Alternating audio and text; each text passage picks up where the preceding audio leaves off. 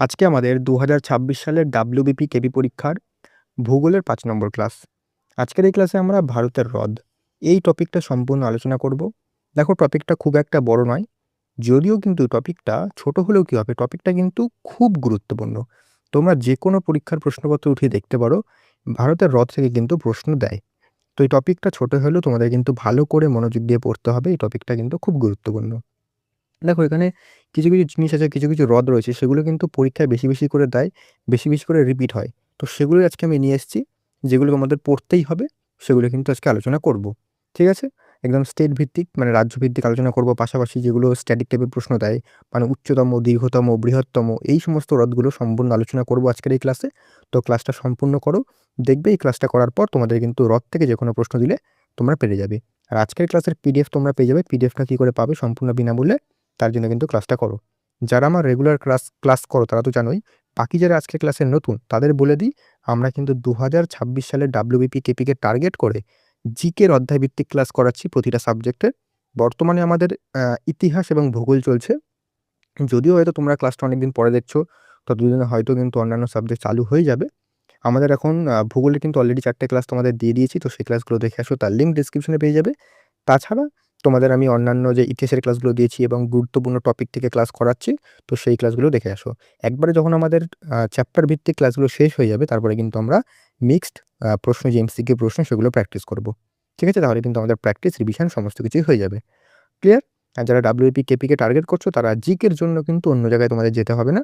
তোমরা যদি আমাদের চ্যানেলটা ফলো করো জিকের জন্য, তাহলে কিন্তু তোমাদের জিকে একদম 100% কভার হয়ে যাবে। ঠিক আছে? অন্য কোথাও তোমাদের কিন্তু যেতে হবে না। পরিষ্কার? তো শুরু করছি আজকের ক্লাস। দেখো ক্লাসটা খুব একটা বড় হবে না বললাম, টপিকটা কিন্তু খুব একটা বড় নয়। দেখো, ১ম এ আমাদের যেটা জানতে হবে, এখান থেকে প্রশ্ন একটা না একটা প্রশ্ন দেবেই দেবে। ঠিক আছে? ভারতের হ্রদের যে প্রাথমিক ধারণা, মানে স্ট্যাটিক টাইপের প্রশ্ন যেগুলো বললাম দেয়।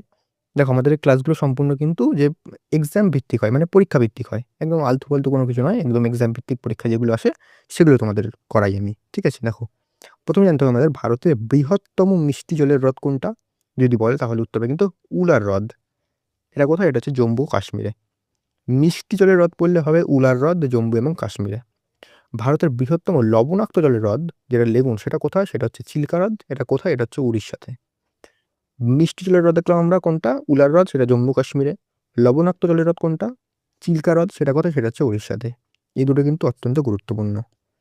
ভারতের দীর্ঘতম হ্রদ, এটাও খুব গুরুত্বপূর্ণ। এটা হচ্ছে ভেম্বানাড় হ্রদ, হচ্ছে ভারতের দীর্ঘতম হ্রদ হচ্ছে ভেম্বানাড় হ্রদ। এর দৈর্ঘ্য হচ্ছে ৯৬.৫ কিলোমিটার।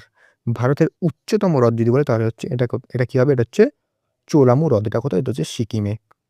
ভারতের বৃহত্তম কৃত্রিম মানে ম্যান মেড হ্রদ কোনটা? এটা হচ্ছে গোবিন্দ বল্লভ পন্তসাগর আর ইহানবাদে, এটা হচ্ছে উত্তরপ্রদেশে। ভারতের অভ্যন্তরীণ বৃহত্তম লবণাক্ত জলের হ্রদ, এটা হচ্ছে সম্বর হ্রদ, রাজস্থানে। এটা কিন্তু অবশ্যই মাথায় রাখবে যে অভ্যন্তরীণ বৃহত্তম মানে ইনল্যান্ড থাকলে, কথাটা থাকলে তবে কিন্তু এটা হবে সম্বর হ্রদ, রাজস্থানে এটা। ঠিক আছে? বৃহত্তম লবণাক্ত জলের হ্রদ হচ্ছে সম্বর হ্রদ, অভ্যন্তরীণ কথাটা কিন্তু মাথায় রাখবে। আর বৃহত্তম বললেও কিন্তু সেটা ভেম্বা নদী হবে, এটাও কিন্তু মাথায় রাখবে। নরমাল বৃহত্তম। দেখো বৃহত্তম তোমার যখন দেবে তখন কিন্তু মিষ্টি, লবণাক্ত এগুলো কিন্তু উল্লেখ করে দেবে। দীর্ঘতম বলে দিলাম যে ভেম্বানাদ হ্রদ হবে। তো এগুলো চাইলে তোমরা কিন্তু খাতায় নোট ডাউন করতে পারো। এগুলো কিন্তু এই যে ৬টা বললাম ৬টাই কিন্তু গুরুত্বপূর্ণ। এবার আমরা স্টেট ওয়াইজ দেখে নিই। দেখো স্টেট ওয়াইজ যেগুলো গুরুত্বপূর্ণ সেগুলো রেখেছি।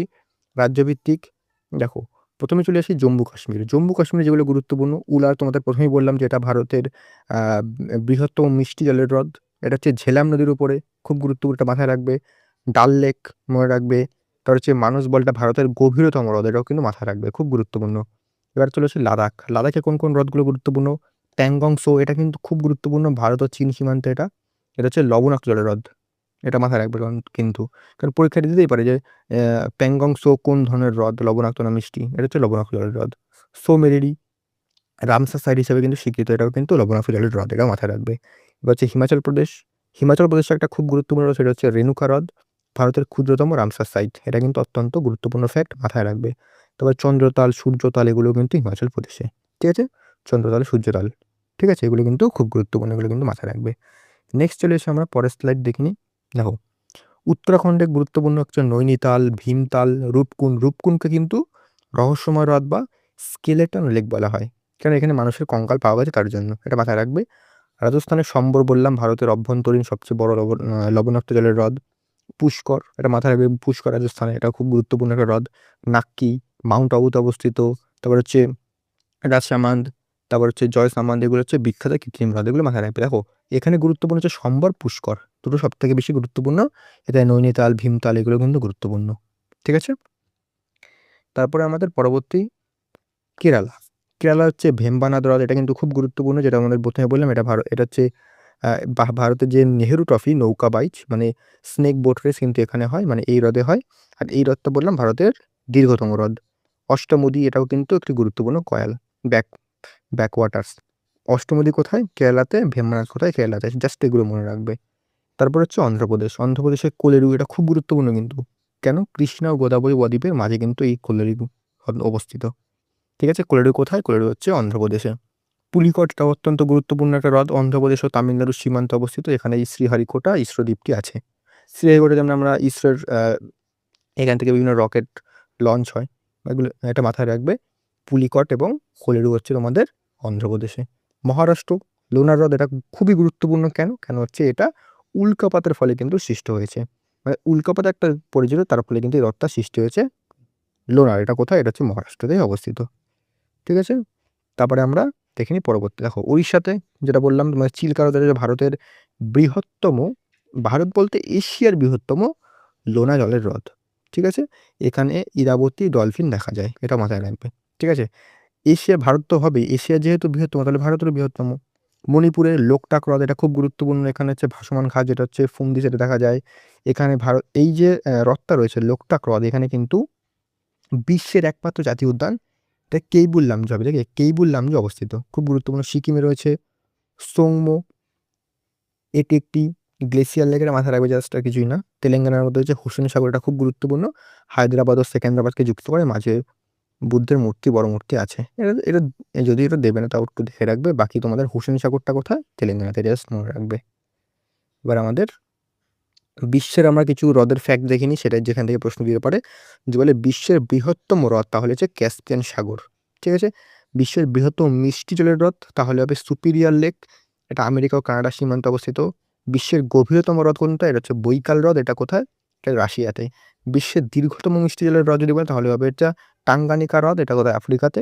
বিশ্বের উচ্চতম নৌকা চলাচলযোগ্য, এটা হচ্ছে টিটিকাকা হ্রদ, এটা হচ্ছে বলিভিয়া ও পেরু সীমান্তে অবস্থিত, আন্দিজ পর্বতমালা। ঠিক আছে, তো এটা কিন্তু গুরুত্বপূর্ণ, এগুলো দেখে রাখবে।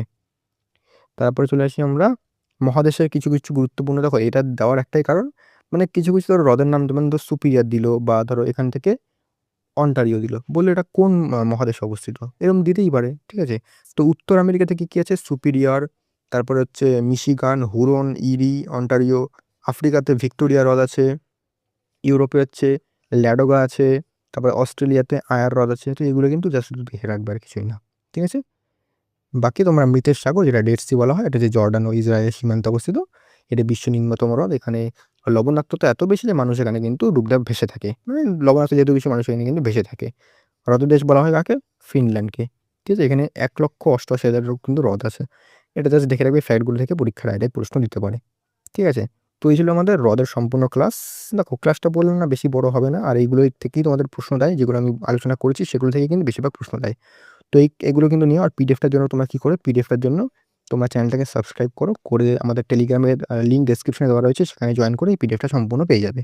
ঠিক আছে, তো আমাদের 5টা ক্লাস কিন্তু কমপ্লিট হয়ে গেল। ধীরে ধীরে আমরা পরবর্তী ক্লাসগুলো করে ভূগোলটা শেষ করে আমরা পলিটিতে এগোবো। ইতিহাস কিন্তু আমাদের পাশাপাশি চলছে। ইতিহাস শেষ হলে আমরা স্ট্যাটিক জিকে এগোবো। মানে আমরা দেখো প্রথমে ভূগোল আর ইতিহাস আমরা করছি, ইতিহাসের ভূগোল শেষ হলে আমরা চলে যাবো পলিটি, স্ট্যাটিক জিকে। এটা শেষ হলে তারপরে আমার ইকোনমি, সায়েন্সের যে সমস্ত ক্লাসগুলো আছে সেগুলো কিন্তু একে একে করে সম্পূর্ণ ক্লাসে শেষ করব। ঠিক আছে, তো দেখা হচ্ছে নেক্সট ক্লাসে।